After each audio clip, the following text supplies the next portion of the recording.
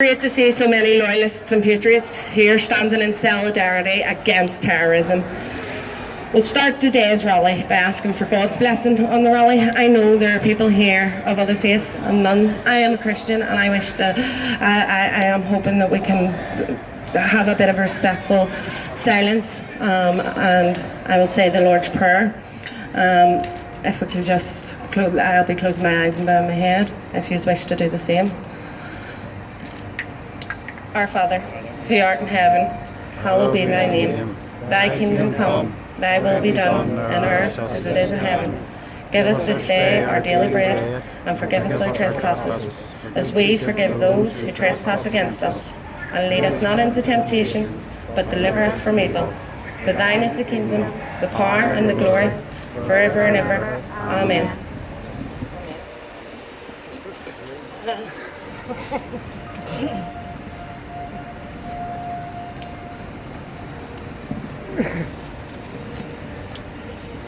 We have endured over 40 years of terrorism here in Northern Ireland, and will have the heartache and the scars that come along with it. These ruthless terrorists stopped at nothing to ensure as much death, damage and destruction to our country. During the so-called Troubles, over 3,600 people were killed. Almost 1,900 of those murders were caused by Irish Republican terrorists. Now, we have some of the same Irish Republican terrorists elected to our government in Stormont. Can you imagine if Prime Minister Theresa May let the political wing of Daesh come into coalition with the Tories? Yet that's exactly what we have happening in our country. The IRA have taken the war to the political platform. This should never have been allowed, but somehow they're not just in our government, but they're in charge of our government. So much so, they were able to collapse Stormont, while innocent victims of these terrorists struggle to have their voices heard. Can we take a minute to remember all the innocent victims of terrorism from around the world? If we just have a minute's silence, please.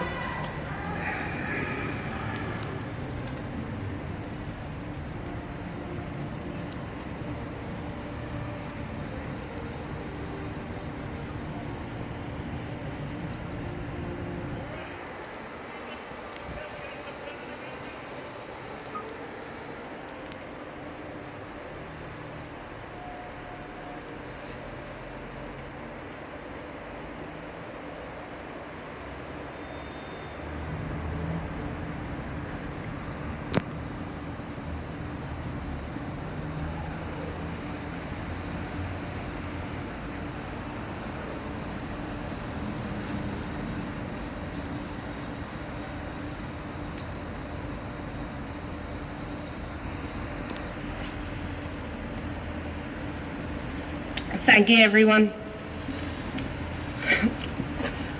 Our first speaker today is a man who isn't afraid to use his right to freedom of speech. A man who the leftists have called the EDL superbrain. I want you to welcome Banksy to the mic. Hi, Belfast. At least it's only the wet season and not the monsoon season, so we'll carry on. Your local politics are for you to sort out. What I am here today is I'm Banksy and I want to speak the truth. Enoch Powell lost his career speaking the truth. Douglas Murray has said that the forecasts of previous so-called extremists have been proven to be vastly understated. Katie Hopkins is talking about Soros and the globalist immigration plot. Refugees are welcome here. Anne-Marie Waters, a gay lefty, is touring the country warning of the dangers Islam poses to our civilization. Why are these people touring Europe warning us about what Pastor McConnell described as great tribulations from Muslim terrorist cells? Now this is the book, the new book by Tommy Robinson and Peter McLaughlin.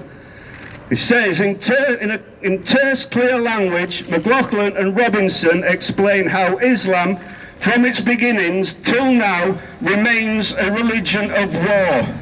The real meaning of jihad in the Quran is its war manual. These courageous men deserve credit for making de Tocqueville's 19th century observation come to life to a modern audience.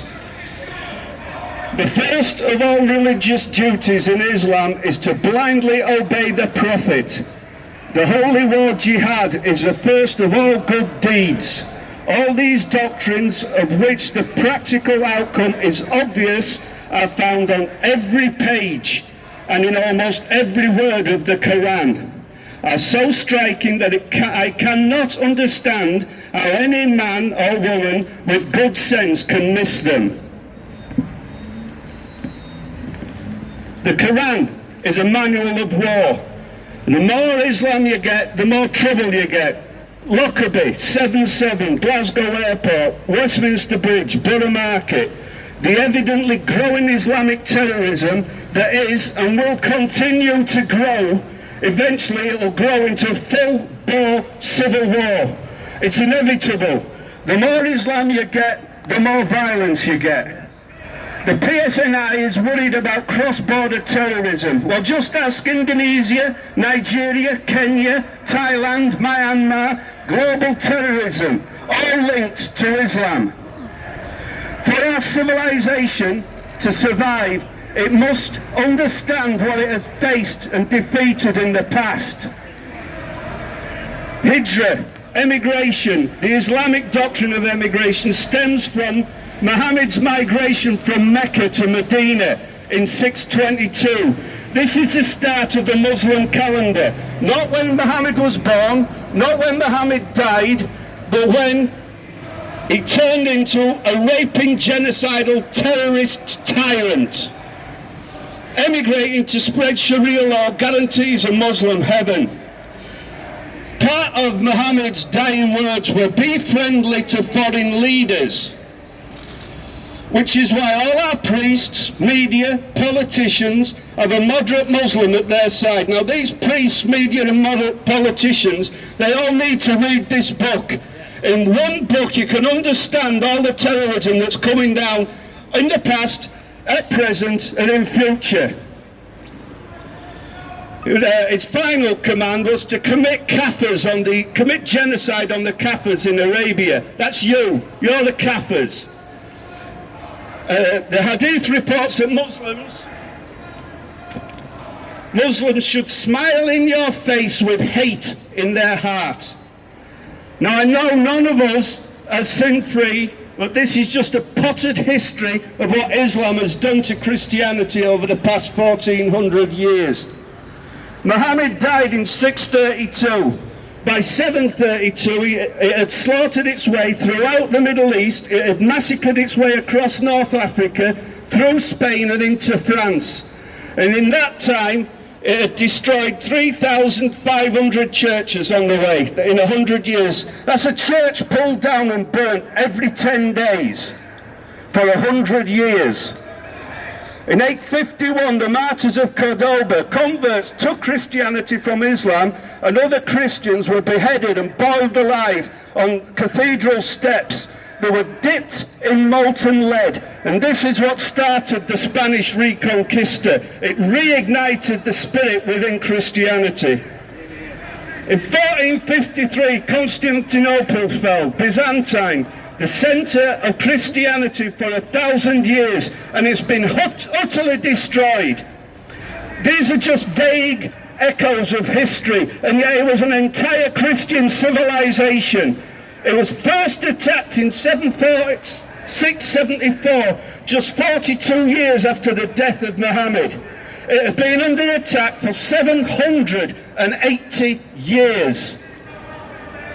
The Hijra, the migration, Byzantine Christianity had been overrun by Islam immigration. When it came to the final battle, there was just insufficient Christians left to resist the onslaught of Islam.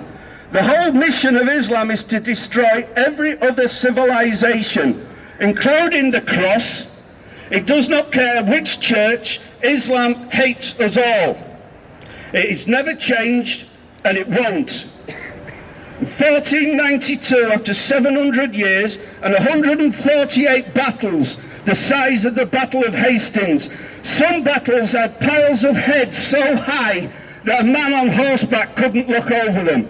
They were prisoners executed, fellow Christians. 1683, Islam was stopped from invading Europe at the gates of Vienna. It was defeated by an army led by our brothers from Poland. And after this victory, Christian technical advantage allowed the West to ignore Islam. Yet it wasn't until 1832 that the Greeks got freedom from the Ottoman Empire. In 1850, Britain, the British Empire, freed Hinduism and Sikhism from Muslim rule in India, from the Mughals. And in 1880, Gladstone stood in Parliament and he said, the Quran, an accursed book, so long as there is this book, there will be no peace in the world. And that is evident to see in every news broadcast, no matter if they call them extremists or not. 1908, before Bulgaria gains independence after 1,000 years of Muslim rule, where the Ottoman Empire used to come round every 5 years and take the eldest son out of every family and conscript it into the, can't remember, the Janissaries, which were the kidnapped children, and they were turned into soldiers for the Ottoman Empire. 1,000 years of vicious oppression, semi-slavery, rape and murder. Just think how far we've come in 100 years. In 1915, my wife's grandfather, while Gallipoli was raging, was fighting his way into Palestine. 1916, the Sykes-Picot Agreement carved the caliphate up into manageable sized pieces. Egypt, Libya, Tunisia, Syria, small pieces that you can control. In 1924, Kemal Ataturk dissolved the caliphate. But in 1928, the Muslim Brotherhood was formed, a legal organisation in this country, ready to try and reform the caliphate.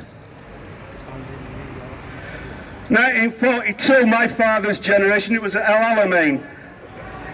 The Europeans fought a war in North Africa, all over, all the way across the northern deserts. We can't even set foot there anymore. In fact, we're getting invaded from them.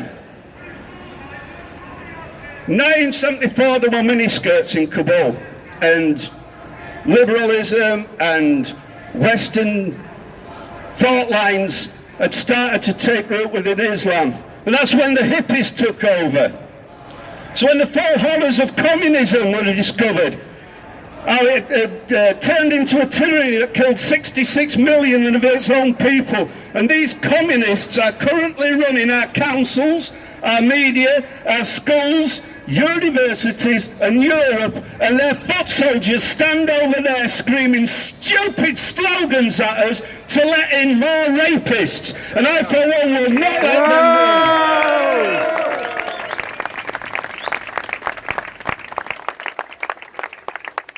And Nazism has quite rightly been exposed as a murderous tyranny, yet communism's murder of hundreds of millions of its people are just ignored. Look at Venezuela, the state of that country. These same people over there, they have on their side people who call all white people racists, who call for white genocide, and who state that liberals will get the bullet too. The communists hate our system. They want to bring down our civilization. And to aid them with that, they have allied with Islam. Islam, from its roots, hates the West. It hates Rome and it hates Christianity. I am here to warn you, our civilization is in great peril. Turkish TV has been promoting the glories of the caliphate for the last 10 years.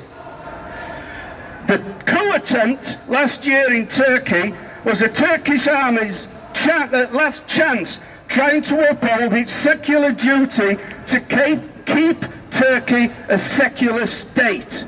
Now we've got Erdogan in charge, who said, "The mosques are our barracks, the domes our helmets, the minarets our bayonets, and the faithful our soldiers." President Erdogan has recently introduced jihad into the state education system. Turkey is the second biggest army in NATO, and it is turning into a jihadi army. Also, President Erdogan, the term moderate Islam is ugly and offensive. There is no moderate Islam. There is just Islam. Yes. President Erdogan is trying to become the new caliph of the new Ottoman Empire. Reliance of the Traveller commands the caliph as a first duty. The caliph fights, it's section 09.1. The caliph fights all other people until they become Muslim. All people, Sikh, Hindu, Buddhists, atheists, Christians, both Catholic and Protestant, all people, Islam hates us all.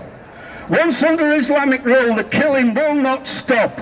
Christianity is all but extinct in its birthplace.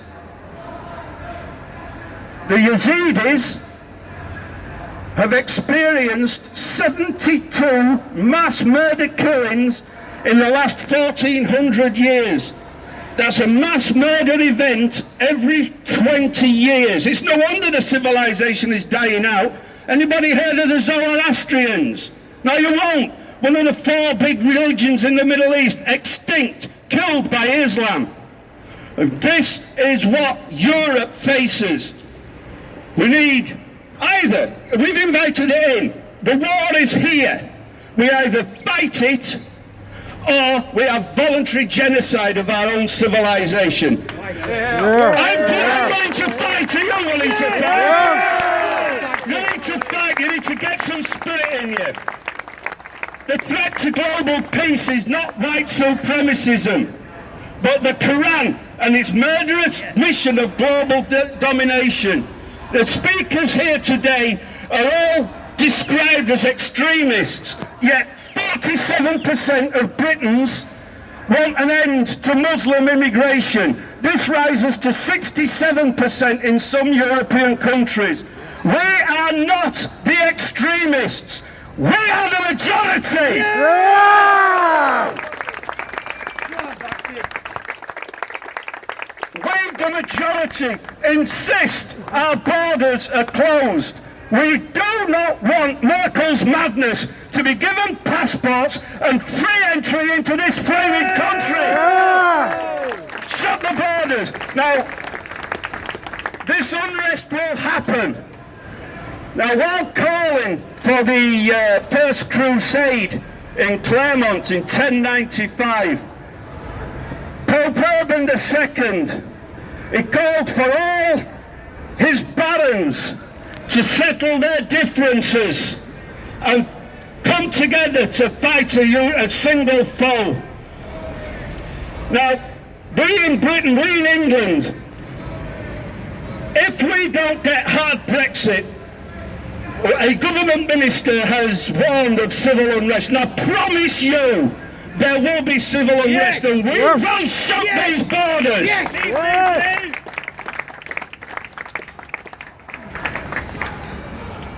Now, this Brexit has opened up a problem within this province that